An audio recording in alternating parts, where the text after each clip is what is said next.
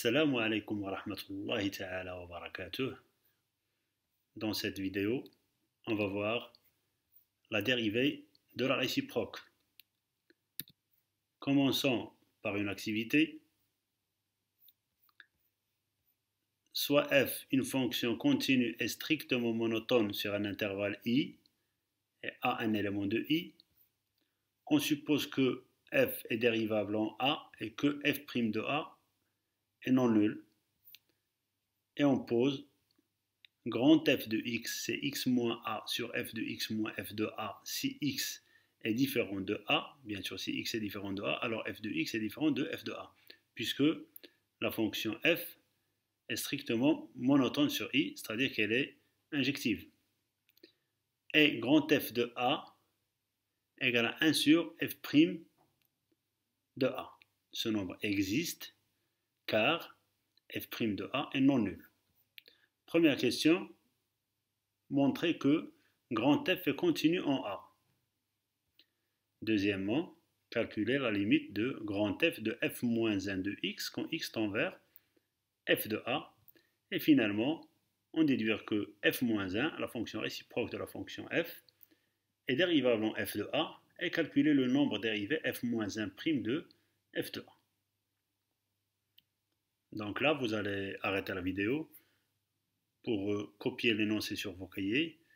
Prenez votre temps pour répondre aux questions avant de découvrir les solutions.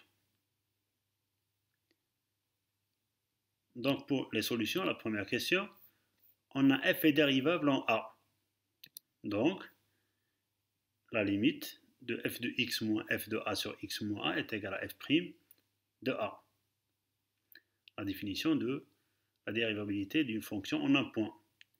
Et puisque f' de a, cette limite est non nulle, donc on peut inverser, c'est-à-dire limite de x moins a sur f de x moins f de a quand x tend vers a est égal à 1 sur f' de a. Et par définition de la fonction grand f de x, c'est x moins a sur f de x moins f de a. Si x est différent de a, et là on a bien sûr x est différent de a puisque x tend vers a. Donc c'est la limite de grand f de x qui est égale à grand f de a par définition de grand f de a, c'est 1 sur f' de a. Donc on a ici la limite de grand f égale à l'image, c'est-à-dire que la fonction grand f est continue en a.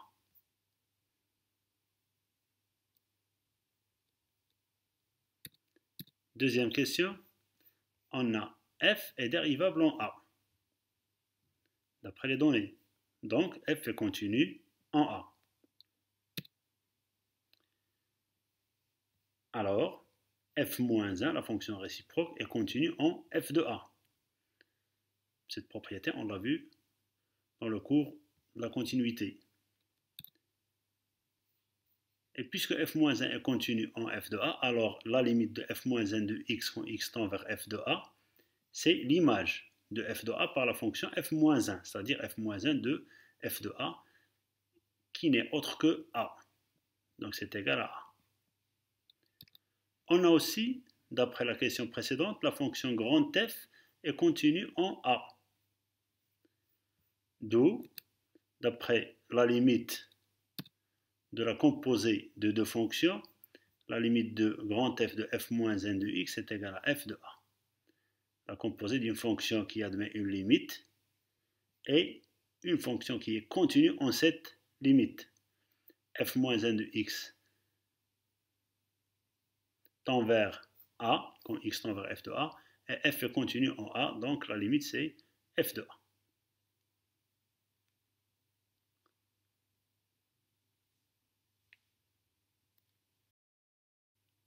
Pour la troisième question, on vient de montrer que la limite de grand f de f moins 1 de x quand x tend vers f de a égale à grand f de a. Donc par définition de la fonction grand f, on a grand f de f moins 1 de x, il est égal à f moins 1 de x moins a sur f de f moins 1 de x moins f de a. Et f de f moins 1 de x, c'est x. Donc, on a limite de f moins 1 de x moins a sur x moins f de a, quand x tend vers f de a est égal à 1 sur f' de a. Donc on a ici la définition d'une fonction dérivable en un point. La fonction f moins 1 qui est dérivable en f de a, et 1 sur f' de a, c'est le nombre dérivé. C'est-à-dire qu'on vient de montrer que f moins 1 est dérivable en f de a, et son nombre dérivé en f de a, f moins 1' de f de a, c'est 1 sur f' de a.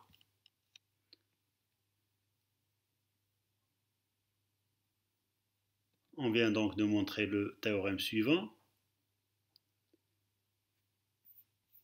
F, une bijection d'un intervalle i vers f de i, a un élément de i. Bien sûr, f de i, c'est un intervalle, car la fonction f est continue sur i.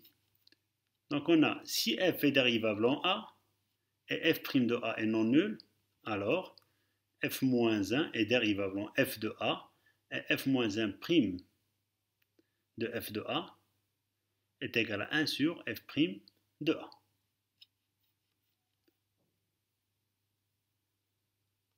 On peut généraliser à un intervalle, c'est-à-dire si f est dérivable sur i, sur l'intervalle i, et f' de x est différent de 0 pour tout x de i, c'est-à-dire que la fonction f' ne s'annule pas sur i, alors la fonction f moins 1 est dérivable sur f de i. Et f moins 1' de f de x est égal à 1 sur f' de x, quel que soit x de i, pour tout x de l'intervalle i. Donc on a ici le théorème de la dérivée de la fonction réciproque. La fonction réciproque d'une fonction continue et strictement monotone sur un intervalle i, c'est-à-dire d'une fonction bijective.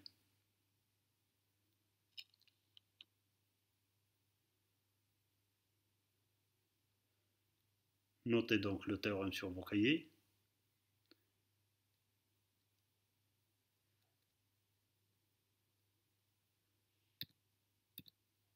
On a aussi, on peut écrire le deuxième point du théorème. Si f est dérivable sur i, bien sûr les conditions sont toujours les mêmes, et f' ne s'annule pas sur i, alors f moins 1 est dérivable sur f de i, ça on vient de le voir, et f moins 1' de x cette fois, je vais prendre un x de f de i. Donc, la formule devient f moins 1' de x, c'est 1 sur f' de f moins 1 de x pour tout x de f de i. À ne pas confondre avec la formule précédente où on avait x qui appartient à i, donc c'était f moins 1' de f de x égale à 1 sur f' de x. Là, on a un x qui appartient à f de i, donc f moins 1' de x est égal à 1 sur f' de f moins 1 de x. Vous pouvez facilement vérifier cette formule. Donc un exemple, soit f la fonction définie sur R par f de x égale à x puissance 3 plus 4x moins 1. La fonction f est une bijection de R vers R. C'est une fonction continue sur R, c'est une fonction polynôme. C'est une fonction qui est strictement croissante puisque sa dérivée est strictement positive. f' de x, c'est 3x carré plus 4. C'est supérieur strictement à 0, quel que soit x appartient à R. Donc elle est strictement croissante. D'où f est une bijection de R vers f de R. F de R, c'est R. La limite en moins l'infini, c'est moins l'infini. La limite en plus l'infini, c'est plus l'infini. Montrons que f moins 1, sa fonction réciproque, est dérivable en 4. Et calculons f moins 1' de 4. Remarquons d'abord que f de 1 égale à 4. Donc f moins 1 de 4 égale à 1. Donc on commence par chercher l'antécédent de 4.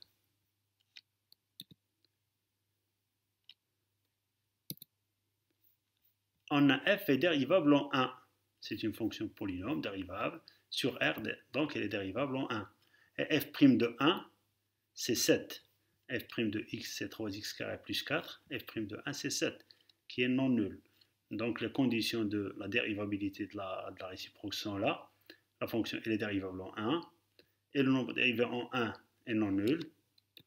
Donc f-1 est dérivable en f de 1, qui est 4. C'est-à-dire que f-1 est dérivable en 4. Et f-1' de 4 est égal à 1 sur f' de 1. 1 sur f' de f-1 de 4, c'est f' de 1, qui est égal à 1 sur 7.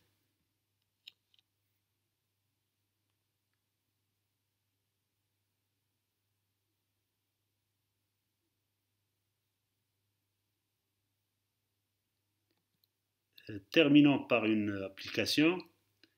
Soit f, la fonction définie sur 0pi par f de x égale à cosinus x, c'est-à-dire la restriction de la fonction cos à l'intervalle 0pi, intervalle fermé borné 0pi. Montrer que f est une bijection de 0pi vers moins 1, 1. Montrer que f-1 est dérivable en 1,5 et calculer f-1' de 1,5. Donc vous allez commencer par chercher l'antécédent de 1,5 par la fonction f. Troisièmement, montrer que f-1 est dérivable sur l'intervalle moins 1, 1, et que f-1' de x est égal à moins 1 sur racine carrée de 1 moins x carré pour tout x de l'intervalle ouvert moins 1, 1.